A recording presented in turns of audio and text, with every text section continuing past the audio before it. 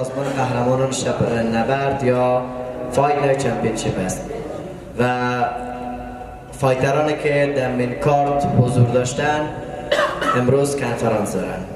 از سر سلیم انوری که با فایتر پاکستانی مبارزه داره شروع میکنیم.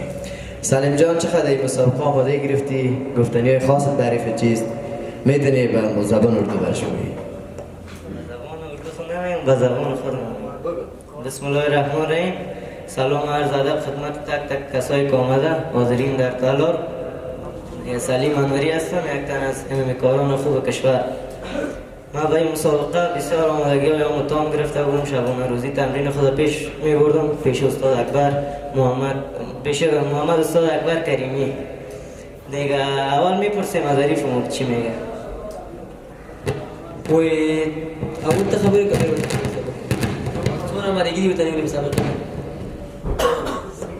Suena amarillo. Amarillo y suena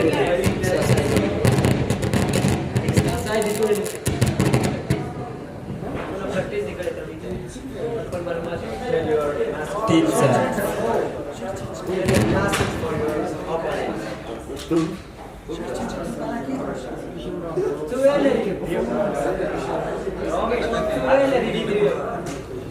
I am ready.